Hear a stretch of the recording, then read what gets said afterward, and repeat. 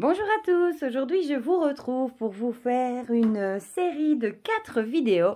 En fait j'ai été invitée pour faire un challenge sur le normand par Sabrina qui a la chaîne Sabrina Passion des Oracles. Et on est plusieurs à faire ce challenge et c'est ça qui est super chouette parce que du coup on aura sûrement tous plein de jeux différents à découvrir. Et en plus, le sujet sur le normand, je trouve ça génial. Donc, apparemment, pour le moment, les participants, il y a Sabrina, Passion des Oracles. Il y a mon binôme de vlog, Hugues, de la chaîne Saint-Cite. Il y a Célia aussi, Célia Mélesville. Il y a Florence, de la chaîne Miss Florence. Et alors, il y a Muirgen, de la chaîne Muirgen Tarot. J'essayerai de vous mettre le lien vers leur chaîne ou vers leur vidéo de challenge directement dans la barre d'infos, dans la description. Voilà, voilà. Et alors, c'est un challenge qui se compose de 16 questions et il y a 4 questions par vidéo. Donc, du coup, il y aura 4 vidéos et la première sera postée le 1er septembre, la deuxième le 2, la troisième le 3 et la dernière le 4 septembre. Voilà, je crois que je n'ai rien oublié. Alors, on va commencer tout de suite. Alors, la toute première question, c'est quand est-ce que j'ai commencé à pratiquer le petit Lenormand? Comme je vous l'ai déjà dit, j'ai commencé à m'intéresser à tout ce qui était divination et tout ça il y a plus de 20 ans maintenant. À l'époque, j'ai principalement acheté, il y a 20 ans, des livres et un ou deux Lenormand. Mais je veux dire qu'il y a 20 ans, le choix des Lenormand était très limité. Sincèrement, à part celui-là, à l'époque, déjà les tarots étaient déjà fort limités, mais en Lenormand, sincèrement, c'était pas des jeux qu'on détournait comme ça avec plein d'univers graphiques comme aujourd'hui. Et d'ailleurs, c'est chouette qu'aujourd'hui, on y arrive enfin parce que c'est un système que j'aime beaucoup. Mais on va dire que j'ai vraiment commencé il y a 5-6 ans quand j'ai repris le pli de la passion. Et c'était surtout en regardant d'abord des vidéos de Solveig qui parlait beaucoup de Lenormand. Puis il y a eu Célia qui a parlé beaucoup de Lenormand aussi, qui a fait une formation sur le Lenormand. Donc on va dire pratiquer vraiment et en acheter avec des univers graphiques un peu différents. On va dire il y a 4-5 ans. Voilà, donc quel est mon jeu le plus ancien? Déjà, il y a celui-ci, hein, que tout le monde connaît, qu'on trouve à 7 € maintenant, quelque chose comme ça sur Amazon, etc. Voilà, il est comme ceci dans sa petite boîte rouge, voilà, avec un petit livret. Et ce sont des cartes comme ceci, avec la cartomancie, le nom et les petits quatrains. Voilà, donc et le dos est comme ceci. J'aime encore bien le dos, ça fait un peu ancien, enfin voilà. Celui-là, il est connu parce que je pense que la plupart des gens qui débutent commencent par acheter celui-là. Alors, et le deuxième plus ancien que j'ai, vous allez voir, c'est un jeu, celui-là, je vais le mettre plus loin, qui a été revisité. C'est le Gildette Rêverie Lenormand de Ciro Marchetti que j'avais acheté il y a sûrement bien 20 ans. C'est une édition encore dans une boîte cartonnée, je ne sais pas si vous imaginez, hein. Et il arrivait, je crois que c'était une version AGM Müller. Je l'avais encore acheté au tarot, au Palais des Tarots. Enfin, regardez, ça colle. Et il arrivait dans un petit pochon en simili-cuir signé, en fait, par Ciro Marchetti. Et bon, c'était vraiment, vous voyez la qualité des cartes. Hein, c'est des cartes cartonnées. Il y avait une carte aussi signée comme ça. Et regardez, elles sont même voûtées. Parce que c'est à l'époque, enfin pour l'époque, ça allait encore la qualité. Et voilà, donc ça allait même que la version que j'ai, où est-ce que je l'ai mis? Que cette version-ci, mais ancienne. Elle a peut-être de la valeur d'ailleurs, comme elle a été, voilà. Comme il est signé par Ciro Marchetti, je sais pas du coup si c'est une version qui a de la valeur ou pas, mais c'est un des plus vieux, voilà. Voilà. Et je l'ai quand même racheté parce que je trouvais que la qualité des cartes était nettement meilleure dans la dernière version qu'ils ont fait. Voilà.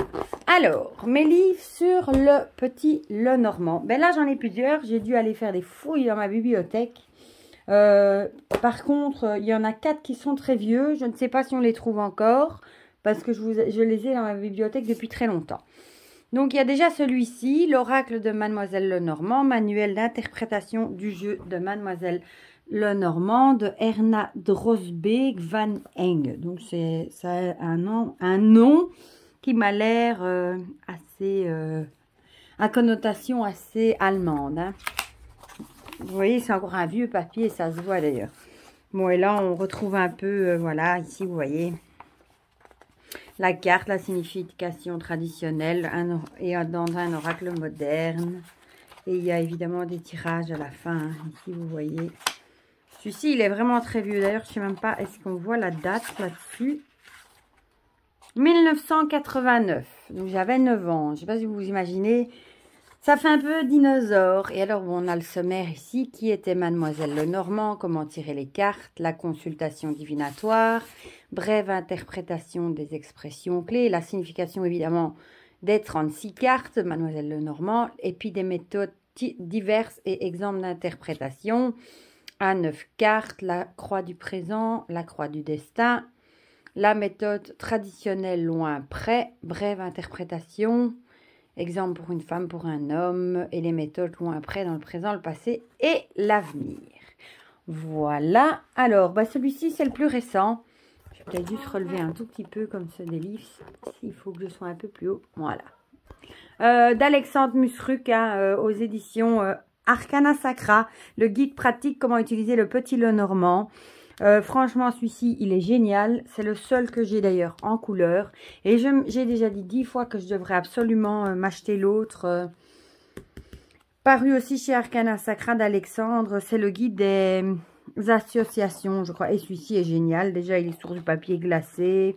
Celui-ci, bah voilà, il est de 2020, donc il est tout récent.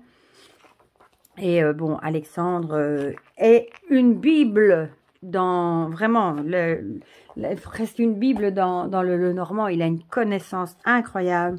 En plus, il crée ses propres Lenormand qui sont très beaux aussi. Voilà, donc on a le sommaire avec une introduction. Qu'est-ce que c'est le petit Lenormand? Quelques règles, comment le lire. Et puis les 36 cartes. Voilà. Et puis à la fin, on a toutes sortes de méthodes de tirage ici. Voilà, et je vais vous montrer pour une carte, par exemple ici, les oiseaux. On a ici une petite citation, ça c'est génial, par exemple ici de William Shakespeare. La polarité, si elle est neutre, négative ou positive. Le message en général de cette carte. Et puis le secret, l'objet, que ça pourrait être le lieu, que ça pourrait représenter le temps, si vous datez. La carte, elle pourrait représenter quelle profession ou activité dans le domaine professionnel, affectif, financier, le développement personnel et un mantra. Donc, je sais pas, c'est super complet. Celui-ci, il est vraiment bien. Et alors, les méthodes de tirage, voilà. Ici, il y en a plusieurs et en plus, elles sont illustrées avec des cartes d'un petit Lenormand d'Alexandre en plus. Voilà, donc vous voyez, il y a des tirages illustrés. Franchement, celui-ci, je l'adore. Et il faut absolument que j'aille m'acheter le suivant. Alors, ensuite, j'ai celui-ci, le petit Lenormand, méthode de cartomancie, par Marie Marco et Janine Goffinet, aux éditions Servran Bruxelles, donc de Belgique. C'est un livre qui était, il me semble, conseillé par Solveig, mais il me semble que celui-ci, on ne le trouve plus. Voilà. Mais celui-ci, il est très très vieux aussi. Il va bien faire 20 ans que je l'ai aussi, je pense. 1989 aussi. Donc, vous voyez, c'est vieux. Hein. Bon, du coup, je ne vais pas vous lire peut-être tout le sommaire. Hein. On va nous parler de qui est Madame Lenormand, des significations des larmes, des associations, des tirages. Par exemple, les 12 maisons astrologiques, etc., etc., voilà, mais celui-là, si jamais vous le voyez passer d'occasion à des prix démocratiques, j'ai envie de dire, vous pouvez l'acheter parce qu'il est très très bien. Voilà. Et alors ici, par exemple, on a la carte, hein, et la carte, valeur traditionnelle, valeur psychologique, valeur dans le jeu. Et c'est quand même un gros bébé de 340 pages. L'auteur en prison à Bruxelles. Voilà. Donc celui-ci, qui est très vieux aussi, celui-ci est très très vieux aussi. Donc si je le mettais comme ça, vous le verrez mieux. Par les cartes de Mademoiselle Lenormand, tome 1, message médiumnique de Monica Guilmain aux éditions Safran. Ben, le prix 20, je crois pas que ça doit être 20 euros, ça doit être 20 francs belges, je dirais. Quelle année est-ce qu'il est? Peut-être, non. Par contre, je vois pas la date ici. Non, mais il doit être vieux aussi, je pense. Voilà, et là aussi, on a par exemple la carte ici avec interprétation. Voilà. Et ça reprend le petit jeu rouge là que vous avez vu. Hein. Voilà. Par exemple aussi, ici, on a toutes les correspondances. C'est toujours chouette aussi. De cartomancie. Ceux-là, je les connais absolument pas par cœur. Solveig travaille énormément avec les signes cartomantiques. Moi, je les connais absolument pas. Que, par exemple, le 9 de carreau est associé au cercueil, etc., etc. Je me demande même si c'est... Je crois bien que c'est un livre que j'ai acheté d'occasion. Parce que moi, je ne mets jamais du fluo dans mes livres. Dans un magasin qui vendait des livres de seconde main, je crois. Voilà. Et le petit dernier, celui-ci de août, Raphaël, le petit Lenormand de A à Z aux éditions du Chaudron Magique. Et celui-ci me semble qu'il est assez vieux aussi. Et vous voyez ici, c'est écrit en très grand. On a la carte, la description, point de vue divinatoire, psychologique. Celui-ci est beaucoup plus fin comme livre, il y a moins de pages. Les cartes et la santé, par exemple, que l'étoile correspond à une guérison, que le cœur représente, oui, forcément le cœur, que l'angle correspond à un état stationnaire, etc., etc. Les associations, par exemple, dans le domaine de la santé, du couple, là, c'était de la famille, voilà, de travail, financier, et puis on a les méthodes de tirage, hein, un petit peu, voilà. Ils sont tous intéressants, je trouve. Le petit Lenormand et la radionique. La signification des maisons.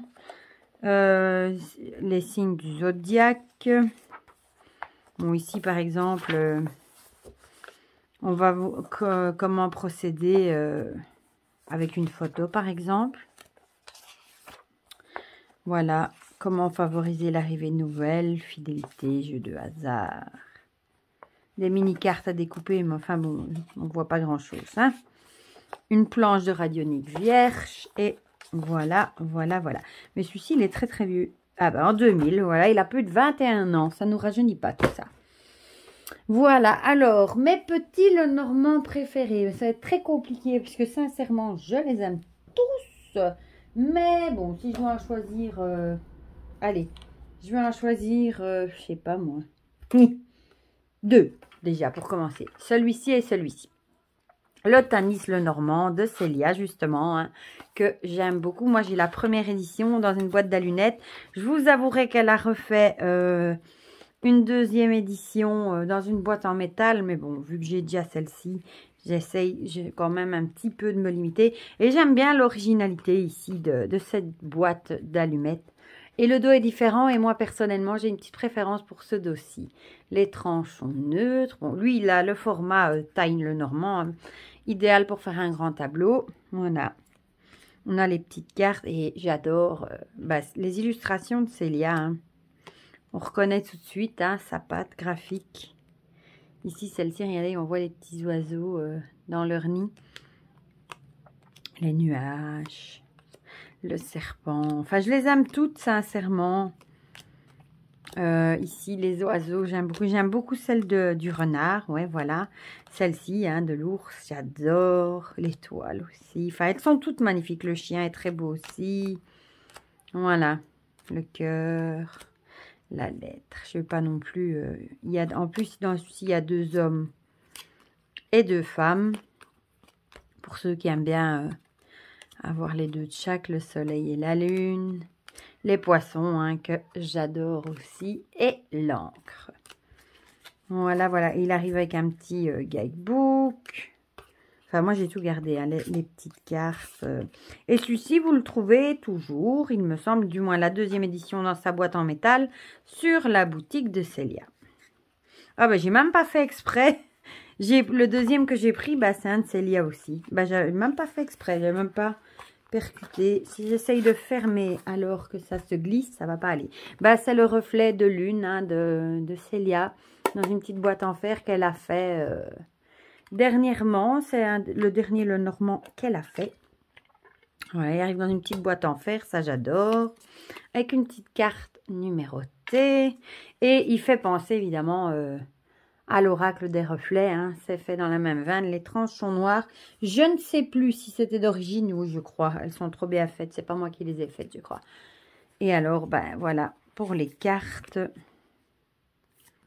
J'aime beaucoup, beaucoup. Et il va, regardez le balai.